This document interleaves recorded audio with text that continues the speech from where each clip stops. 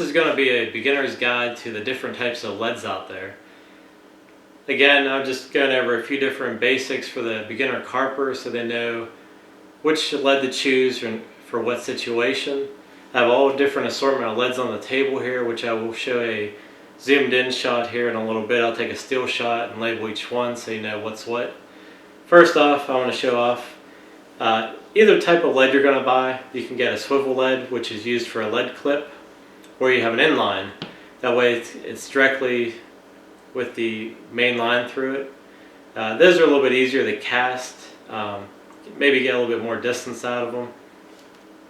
These ones here are called distance lead.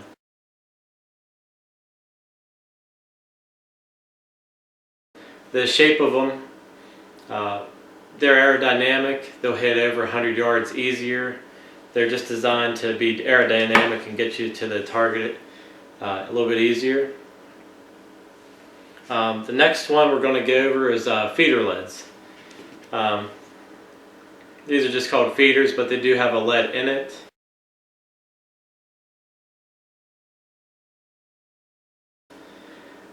When you look at this, all you do, you're going to pack your method, your ground bait, your pack bait around it.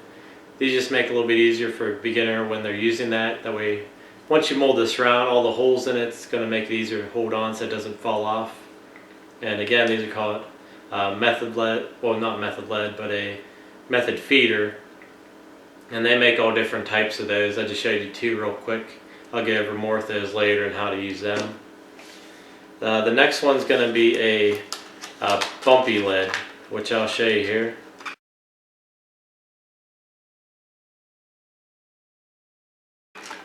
Pulling out here. They have little bumps all over it. That way when you're feature finding out on the bank, you're going to be able to feel the bottom. That way you know what type of bottom you're on. If it's rocky, sandy, they just bring more feeling back to the rod itself. Instead of casting one of these out, you're not going to feel anything because it's just going to slide across the bottom. So they make a special feature finding lead. These ones are atomic, but every company has their own. Okay. Next one, we're going to go back leads.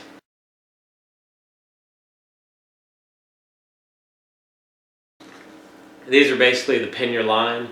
You have a flying back lead here that clips right on your line behind the lead closest to the rod. That way when you get it cast out, it's going to come flying back, hence the name. Probably about 10-15 feet. It's just to pin down your line. It helps when boaters going over, that way you don't get tangled up. And also so it doesn't spook the fish. And also you have just a standard back lead. As soon as you cast out, you just clip it on your line right at the rod tip, hold it up and it'll slide down. That way it'll pin it closest to the rod. That's the other type, and I'll show a video on those later, how to use those. You have your cube leads.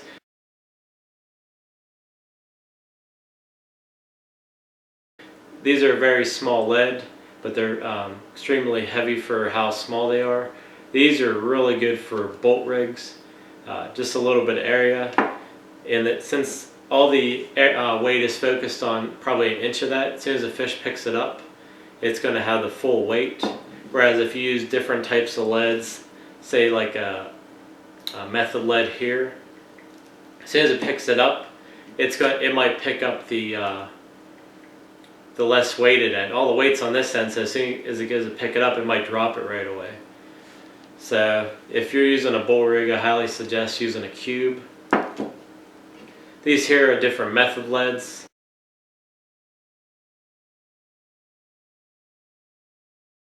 They have different bumps on them and also a hole.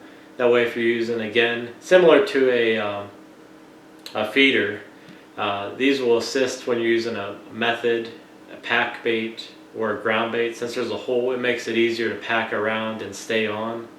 And also what these are, with all these bumps, if you're not using it for that reason, when it's on the bottom, it's going to grip the bottom. That way when a fish goes to pull, it's dug into the ground. That way you get a little bit better hook set. And they make all different shapes and sizes. You can see this one here has a sandy coating. That way it matches your bottom. You have a gray finish. You have a real small one here.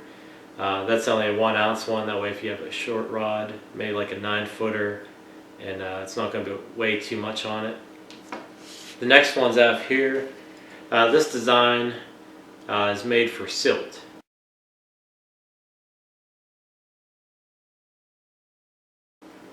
And what this is, when you cast it out, it's just going to, the way these are designed, it's just going to float and lay on top of the silt. That way it doesn't get buried in.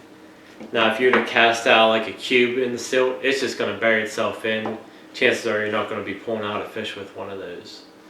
Next one is just a flat pair.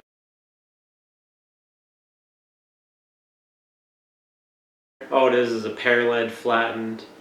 These are just basic standard leads that you can use. This will hold on the bottom nice, but it doesn't stick up too much, that way it doesn't spook the fish. And finally, you just have your basic pear lead.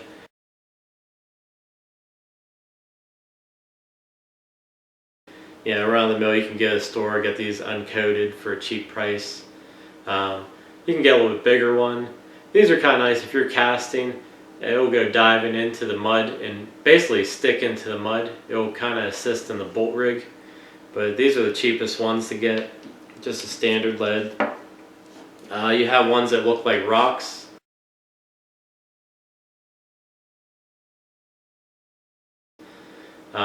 They have a swivel drilled into them. That way it's a rock, so it's obviously going to be natural in the lake as long as you have something else that looks like this. Or it might stand out like a sore thumb. But in a condition where you have rocks like that around, it's less likely to spook the fish. And finally, we have these are used for Pva bags.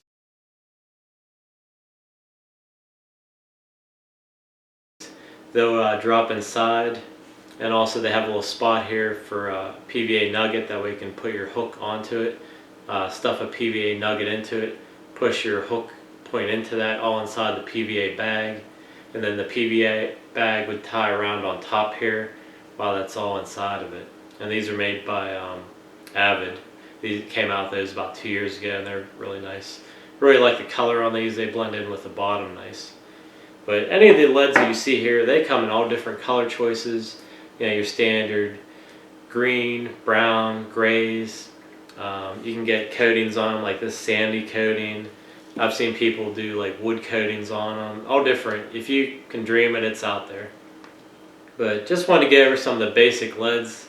And again, I'll show photos with each one of these so you understand what they look like up close. I just kind of did the terminology. I'm sure it's hard to see, you know, farther away with the camera. But again, this is for the beginner carper, so they understand what type of leads to use in what situation. Again, you're going to have an inline or a swivel. The swivel ones we'll use for the lead clip system, which I'll do another video on those. Or the inline ones, you can use that for a run rig or a bolt rig, and I'll show you how to make one of those as well. But that's the different lead systems. There are some other ones, but these are basically the standard ones most guys out there use. Have any questions, feel free to ask. Subscribe to the channel, hit like if you enjoy these. Hopefully this will help you out, especially if you're beginning in the carp fishing. I know when we all start, you know, somewhere, nobody knows the terminology. You do learn over time. So hopefully this speeds up the process for you and you out there on the bank catching fish quicker. So until next time, I'm Brian Wingard. Hope you enjoyed the video.